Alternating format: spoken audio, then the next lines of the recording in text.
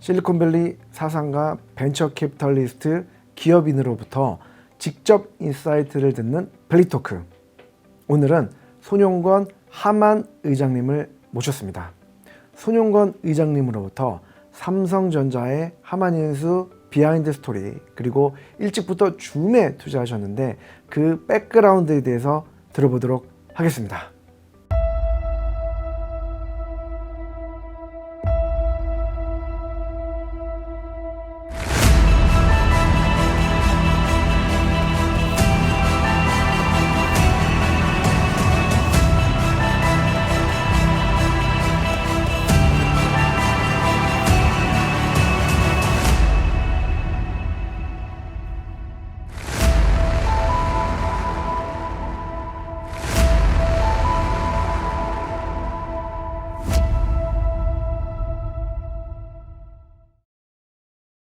이렇게 나와주셔서 너무 감사드리고, 어려운 걸음이신데 이렇게 같이 해주셔서 너무 감사드리고, 우리 한국에 계신 많은 독자분들, 또 미국에 계신 한국인 교포분들에게 너무 큰 영감을 주실 수 있을 것 같습니다. 그동안 삼성 SSIC에서 수많은 M&A와 혁신 프로젝트들을 추진해 오셨는데요. 그 과정에서 얻었던 교훈은 무엇이었습니까? 오늘 첫 번째 우리의 그 미션은 새로운 비즈니스를 창출하고 인노베이션에 신경을 쓰는 거였습니다. 그렇게 하기 위해서는 우리가 세 개의 그 어프로치를 생각해 봤는데, 하나는 그 에어리아를 갖다 집중하기 위해서 디시스를 갖다가 정리를 하고 거기에 맞는 M&A 아이디어를 냈었고, 또 하나는 투자를 통해서 좋은 아웃사이드 이노베이션 아이디어를 가지고 오고, 마지막으로는 이 조그만 이노베이션 플레이그라운드를 만들어 가지고 생각하기 힘든 것들을 만들어 보면서 배우는 게 우리의 그 새로운 비즈니스 크리에이션 창출하는 어프로치로 우리가 시작을 했었습니다. 그러다 보니까 조그만 기회도 왔었고 많은 기회도 왔고 여러 가지를 배울 수 있는 좋은 기회가 됐었죠.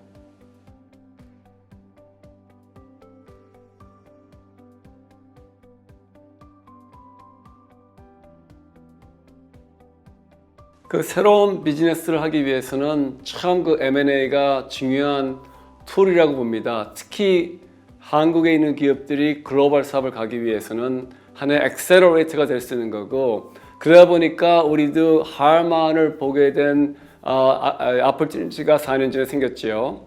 하만의 가장 큰 전략적인 뜻은 두 개의 비즈니스를 삼성이 가질 수 있었다는 겁니다. 하나는 그 아디오 쪽, 그 아디오 브랜드에 강력한 가지고 있는 브랜드를 가지고 있죠. JBL도 있고, AKG, 인피니티, 하만 칼든, 그러한 브랜드를 가지고 있는 아디오와 삼성의 비디오를 같이 합치면은 강력한 하나의 그 AV 사업을 할 수 있는 기회가 될 수 있다는 것.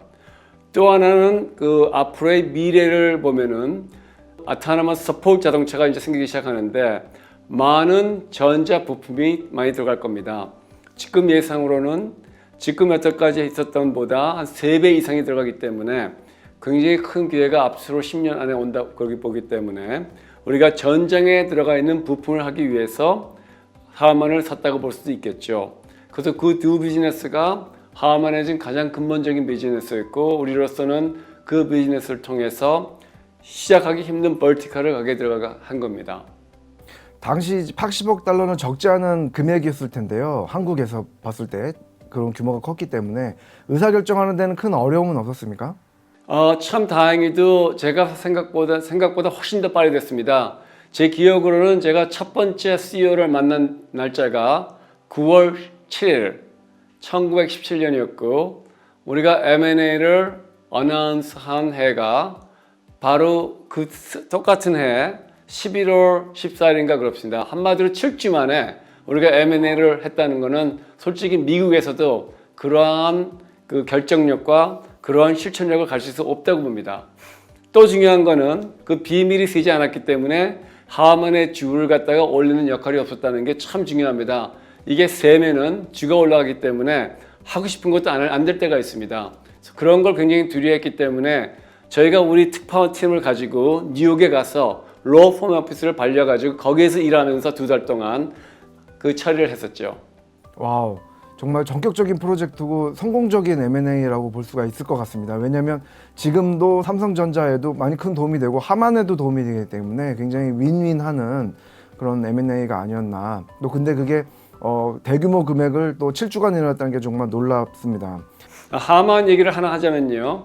예. 하나의 그 하만에서 볼 때는 앞으로 미래의 자동차도 스마트폰 테크놀로지가 들어간다. 스마트폰 같이 되고 배터리부터 시작해가지고 거기에 들어가 있는 이미징 테크놀로지, 거기에 들어가 있는 아디오 테크놀로지, 또 거기에 들어가 있는 UI, UX 디스플레이 테크놀로지를 쓰고 또 거기에 들어가 있는 5G를 보면은 커뮤니케이션을 해주고 또 IoT 커넥티비티 그러한 것들이 다 지금 우리가 스마트폰에 쓰는 걸 갖다가 하나의 큰 자동차 사업이라고 보겠지만은 또 그러한 전쟁에 들어가 있는 것들이 들어갈 수 있는 거기 때문에 우리는 솔직히 앞으로 미래의 자동차들은 지금 있는 폰 같은 데다가 휠만 끌어주면 갈 수 있는 그 정도의 이 벼람이 있다는 걸 보면서 우리가 생각을 해볼 수가 있었겠죠.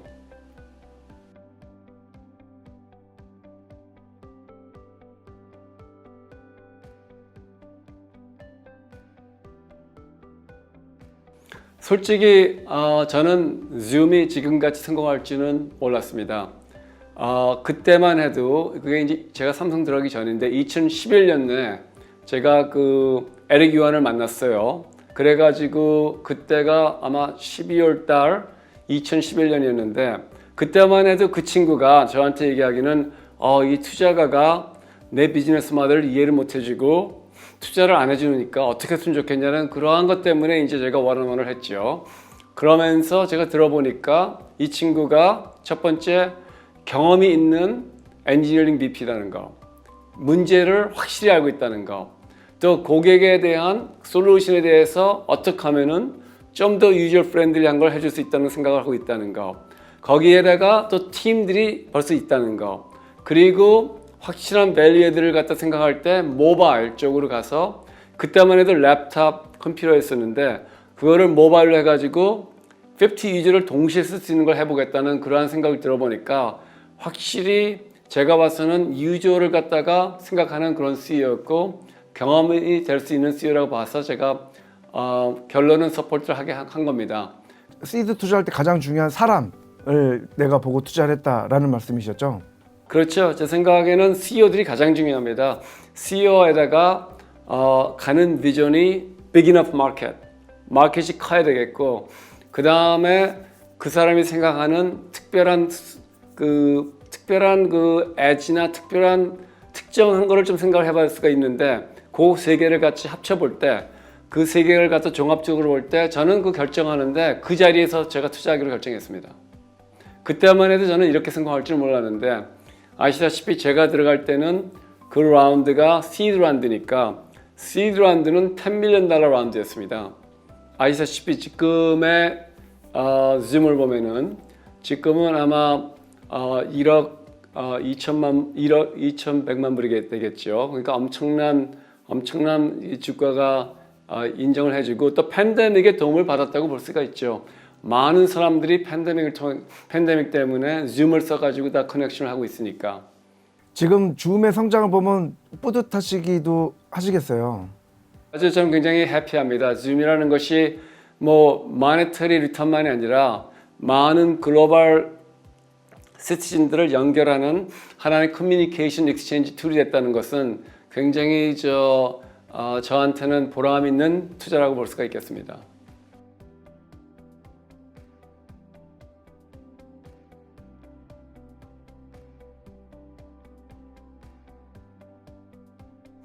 저는 이제 그 지금 있는 현직에서 사장처에서 물러나면서 제가 앞으로 할 거를 좀 정리를 해봤습니다. 첫 번째는 제가 가지고 있었던 책임이 있으니까 그것은 계속 제가 서포트를 해야 됩니다. 삼성에 있는 그 고문으로서 또 하만의 의장으로서 계속 우리가 한국에서 가장 큰 M&A를 했고 삼성에서 가장 큰 M&A를 했기 때문에 그것을 성공적으로 이끄는 게 가장 큰 하나의 미션 중에 하나라고 봅니다.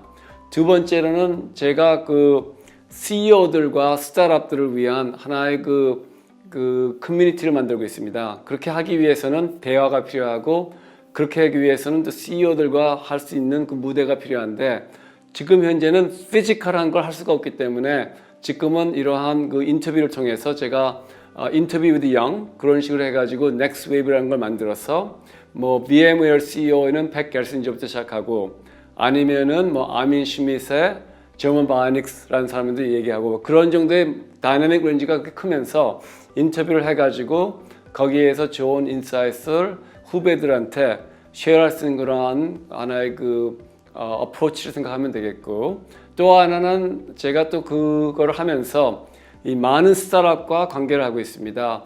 그것은 아시다시피 제가 그 익스트림 텍 챌린지라는 컴피티션을 통해서 이게 세계에서 가장 큰 스타트업 컴피티션인데 이 컴피티션은 그냥 돈을 벌려는 것보다는 UN 17 Sustainability Goal 한마디로 뭐 good food, 뭐 agriculture, equality, 아니면은 뭐 health 그러한 목적이 있는 그러한 sustainability goal을 갖다가 위한 스타트업이 있으면은 거기에서 참가를 해가지고 가장 유망한 회사들 갖다가 우리가 찾아보고 있습니다.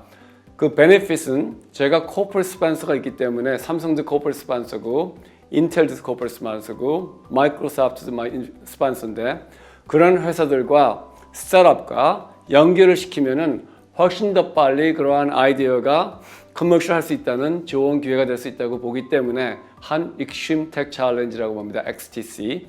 그래서 넥스트 웨이브 XTC를 통해 가지고 저는 스타트업과 미래의 CEO를 갖다가 장려하는 그러한 제도를 만들었는데 그러다 보니까 그러한 걸 하면서 투자를 할 수 있는 방법이 있으면 훨씬 더 좋은 기회가 되겠다. 그래서 저는 그 다음 계획은 새로운 벤처 캐피털 펀드를 만들어 가지고 이러한 유망한 CEO들과 유망한 회사들을 모아서 계속 장려를 하려고 합니다.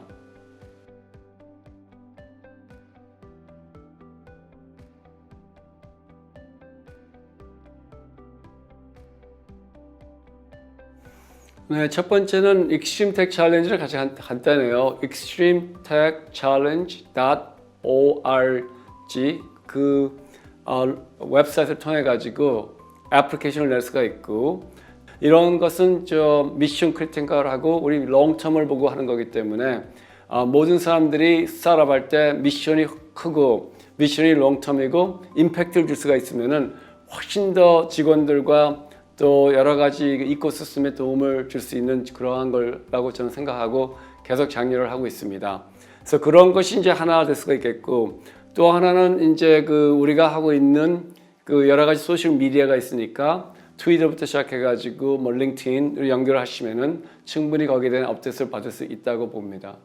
좀 더 앰비션이 크고 또 글로벌 문제 해결을 하려고 하는 스타트업들이 더 유리하겠네요. 그렇죠. 결론은 임팩트라는 것은 마이크로 임팩트도 있겠지만은 매크로 임팩트를 봐야 되겠고 다 그 커뮤니티에 맞춰서 하는 그런 건지만은 뭐 좋다 나쁘다는 보다는 큰 임팩트가 있으면은 큰 영향을 주니까 그것이 더 앰플리피케이션 팩터가 있겠죠.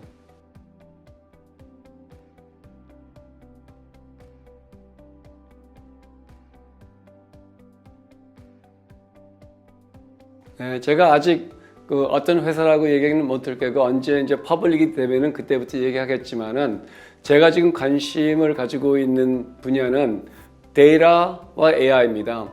지금의 시대를 보면은 그 150년 전에는 오일 인더스트리가 결론은 지금의 20th century industrialization을 만들어졌습니다.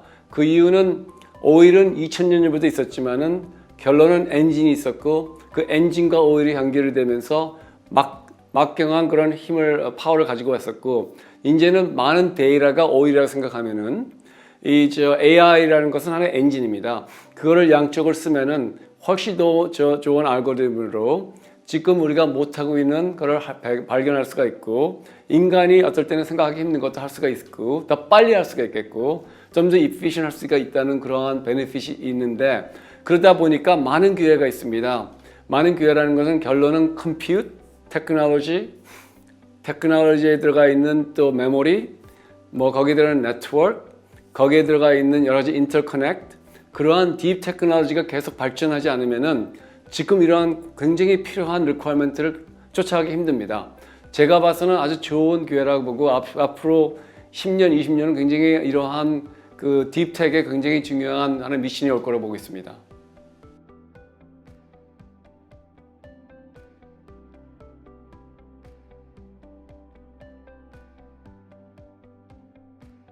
제 생각에는 근본적으로 지금 저희가 살고 있는 방법은 완전히 변했습니다. 커머셜 회사로 가서 하는 것들이 집에서 하고 있고, 집에서 일하는 게 굉장히 더 중요해질 거라고 보고 있습니다. 왜냐? 그렇게 하면서도 모든 일이 될 수가 있으니까, 많은 일들이. 또 하나는 리모트로 일하고 있는 여러 가지 그 애플리케이션들이 점점 이제는 클라우드로 갔다는 것. 그래서 클라우드로 가면서 모든 그 클라우드 엔터프라이즈가 점점 더 중요해지고 있다는 그러한 거죠. 그래서 하이퍼스케일러도 중요하겠고, 또 클라우드에 들어가 있는 여러 가지 인프라스트럭처나 거기에 들어가 있는 소프트웨어들이 점점 중요해지겠다는 것. 그리고 또 제 생각에는 앞으로는 여러 가지 서비스들도 여태까지는 뭐 직접 병원을 간다든가 닥터를 만나든다든가, 제가 봐서는 텔레헬스 같은 것들이 점점 훨씬 더 중요해지고 있습니다. 왜냐하면 많은 거를 솔직히 집에서 할 수가 있다는 테크놀로지가 있기 때문에, 그래서 그러한 테크놀로지나 그러한 데이터 AI 사업들은 점점 앞으로 좋은 기회가 온다고 보겠습니다.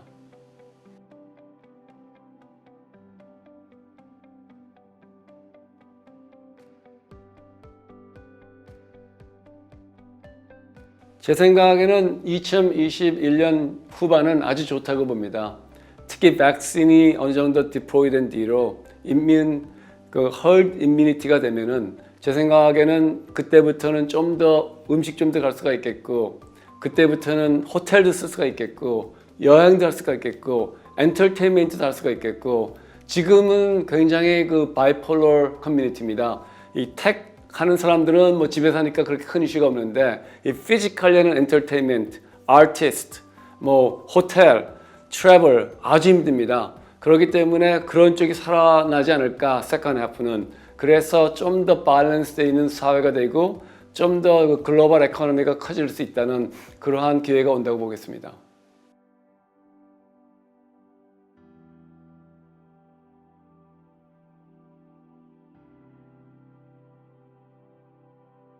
첫 번째는 이제 플랫폼 회사들의 힘은 계속 강할 겁니다. 아마 너무 강하기 때문에 제 생각에는 레귤레토리 쪽이랑 계속 마찰이 있지 않을까, 그렇게 예측을 하고 있습니다. 특히 이 마찰은 미국뿐만이 아니라 글로벌적으로 가서 과연 아마존이 모든 이커머스를 휩쓸 것이냐, 그러한 것들이 굉장히 큰 질문이라고 볼 수 있겠고, 실리콘밸리는 계속 실리콘밸리 같이 그 글로벌 회사들을 만들고 있고 새로운 그러한 그 이노베이션을 하고 있는데, 참 그 힘은 제 생각에는 옛날에는 진짜 실리콘, 그래서 실리콘 칩으로 했었는데 지금은 그 칩을 이용을 해가지고 애플리케이션을 새로 만들어서 좀 더 그 새로운 솔루션을 만드는데 생각하는 게 다릅니다. 보통 이 마켓은 로컬을 생각하고 이쪽은 글로벌을 생각해가지고, 글로벌 생각 안 하는 사람들은 뛸 수가 없습니다. 또 글로벌을 하다 보니까 더 좋은 사람들이 탤런트도 있을 수가 있겠고, 투자가 될 수가 있겠고, 어드바이스가 있으니까 좀 더 엑셀러레이션 하는 준비가 돼 있다는 거. 또 페이퍼워크나 회사 하는 그러한 케이스도 굉장히 쉽고, 그렇기 때문에 또 하나의 미국 쪽에 또 베네핏이 있다 그러면은 결론은 그 인센티브가 확실히 얼라인 돼 있다는 거. 본인이 만들어 가지고 보여줄 수가 있고, 그걸 가지고 또 많은 사람이 석세스를 보고 석세스를 찾기 때문에 그러한 것을 보면은 참 하나의 엔진이라고 볼 수 있고, 그것은 참 바꾸기 힘든 거지만은 저는 그래도 많은 새로운 스타트업이 어디든지 올 수 있다는 거. 그래서 innovation has no border. 한마디로 인노베이션은 국경이 없다는 겁니다. 어디든지 나올 수 있는데 이 environment가 맞아야 됩니다. 환경이 맞아야지 좋은 아이디어가 쓸 수가 있지, 환경이 안 맞으면은 좋은 아이디어도 금방 죽을 수밖에 없다는 거. 또 경험이 중요합니다. 글로벌 경험 있는 CEO들이 필요합니다. 그래야지 글로벌 회사를 만들 수가 있으니까.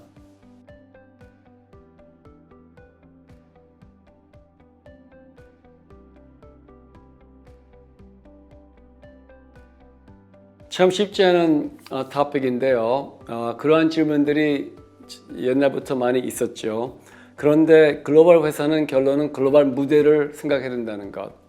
글로벌 무대를 생각하기 위해서는 본인들이 글로벌 시티즌이 돼야 됩니다.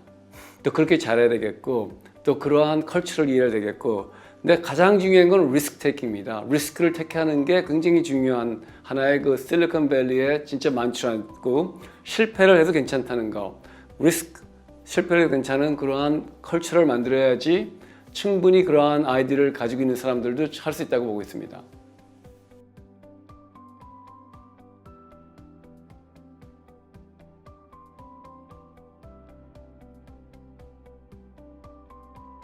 제 생각에는 글로벌 할 수 있는 아이디어가 있으면은 글로벌 팀을 가지고 있어야 되고 go to market이 굉장히 중요합니다. 어떻게 하면은 다른 마켓에 갈 수 있나를 많이 빨리 보여야 된다는 거.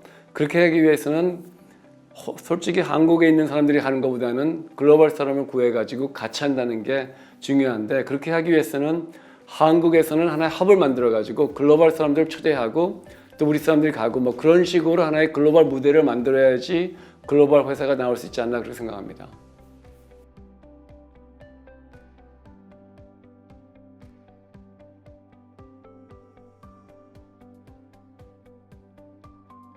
솔직히 제 생각에는 뭐 저만 됐다는 것보다는 아주 똑똑한 사람이 많이 있습니다. 우리 코리안 아메리칸 커뮤니티도 있고 거기에 솔직히 제가 봐서는 많은 석세스 스토리가 있는데 석세스를 계속 장려하기 위해서는 결론은 페이션스 있게 그 인싸가 돼가지고 계속 싸우면서 그 포지션을 갈 수 있는 기회를 만들어야 됩니다.